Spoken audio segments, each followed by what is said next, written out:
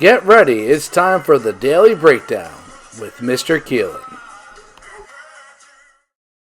The fabulous Friday Rickroll. You can't beat it. Hope you enjoyed that. That was especially for you, AJ. Hope you really enjoyed that one if you're watching. Happy Friday, everybody. Yay! It's been a dream week, and what a dream day. House reviewer representing my house. Awesome week, everybody. Great jobs. I've been really enjoying reading all of your responses, looking for some more detail and description in some of them, but overall, I've been seeing some really great thought on the ideas in the lesson. So, way to go.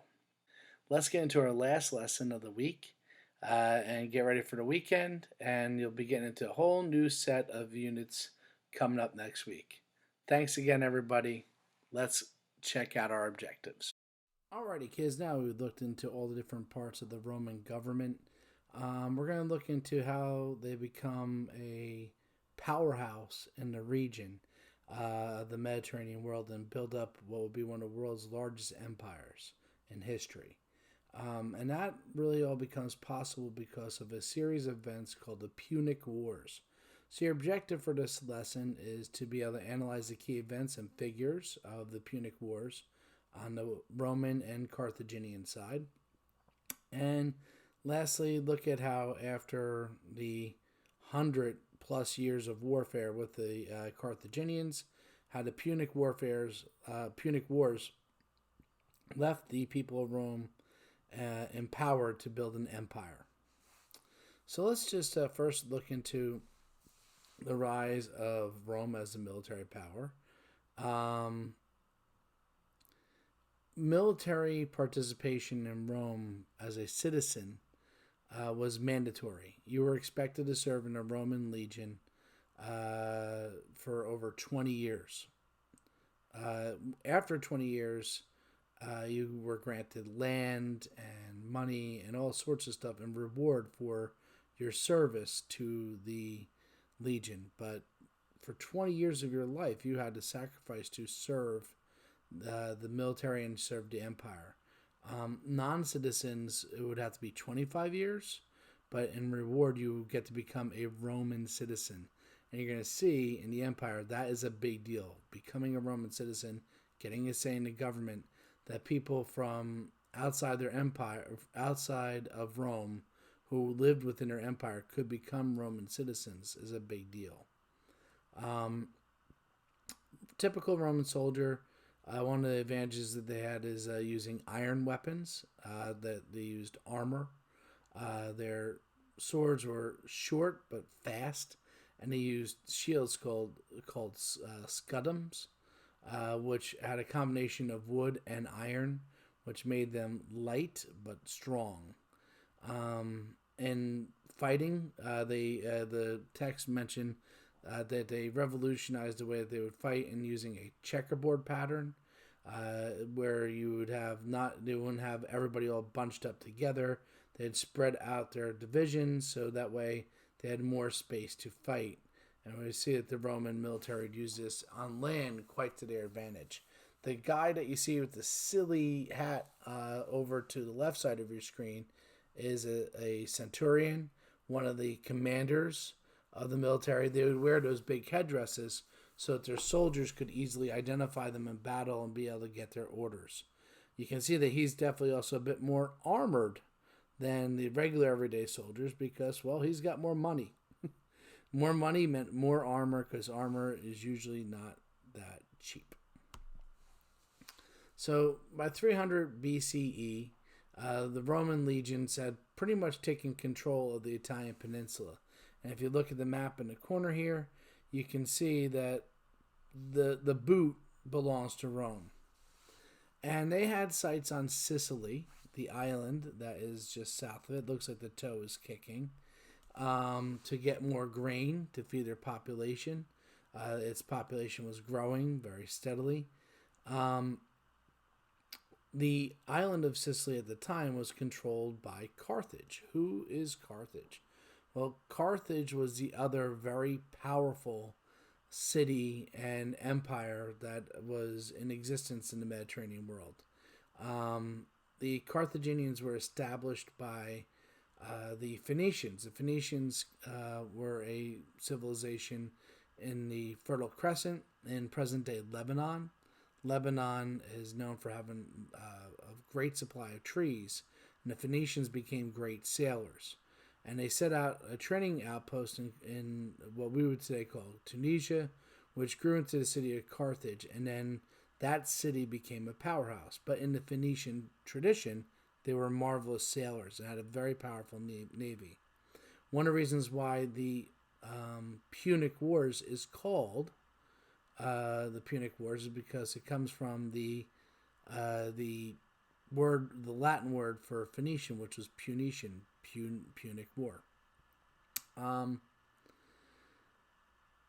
Both want to be a dominant power in the Mediterranean world. Both have ambitions to expand their empire, and they're kind of at ends for one another. Now, for many years they got along, but we're going to see that a set of circumstances is going to set them in conflict, and that conflict will last over 120 years and have 3 different conflicts within it.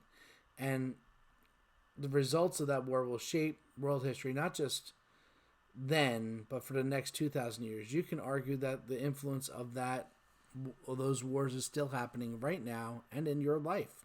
What? So let's get a little bit of a better view of where Carthage is. Carthage was in the northernmost part of Tunisia, the present-day country of Tunisia. And when you look back at the map of the Mediterranean, you can see that that's where Africa is almost trying to reach up and touch touch Italy, rather. And geographically, this part of Africa and Italy are pretty close to one another. So, the First Punic War, Carthage and Rome go to war over control over Sicily, and it was like, the Carthaginians had alliance with the people of Syracuse, who were on the southern portion of the island. A group of Italian mercenaries attacked them. The Romans had the back of the Italian mercenaries. The Carthaginians had the back of the people of Syracuse. And next thing you know, they get pulled into a war against each other. As mentioned, the Phoenicians had a massive navy. The Romans have to build a navy out of nothing. They have no navy, which puts them at a disadvantage in the beginning of the war. Using their navy, a Carthaginian general by the name of Hamilkar Barca. Note that last name, Barca. There's a famous city in Spain that bears that name. We'll get to that in a little bit. Hamilkar Barca starts hitting ports all on the Italian peninsula. He just rains terror. And the beginning of the war really seems to be going well for the Carthaginians. The problem is the government in Carthage was historically very corrupt and self-serving. It was a republic like Rome, but it was controlled mostly by the rich, and they often would take from the country to make themselves more wealthy, and they wouldn't send support, soldiers, new supplies to Hamilkar, and it put him at a disadvantage as the war went on for 20 years. On top of this, rather than sending their own soldiers to fight, they relied a lot on paid soldiers, mercenaries, soldiers for hire. Let other people fight for us. And that in the end also, because it's very expensive, starts to bankrupt them. So they start running out of money, running out of supplies. And Rome essentially outlasts them, especially by eventually building their own navy to contend with them, to go with their amazing army. They push the Carthaginians back and emerge from the war as a powerhouse.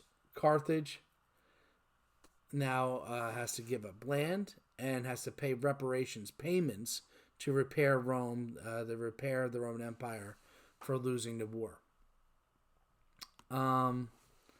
So after the First Punic War, we see Rome start to expand its empire quite a bit. It takes over parts of present-day Greece, northern Spain, islands of the Mediterranean like Corsica and Sardinia. And Carthage, in the meantime, is pretty occupied. All those mercenaries that they had during the first Punic War, they say, "Yeah, sorry guys, we lost war. We're not paying you," and they're pretty mad. So they now attack Carthage.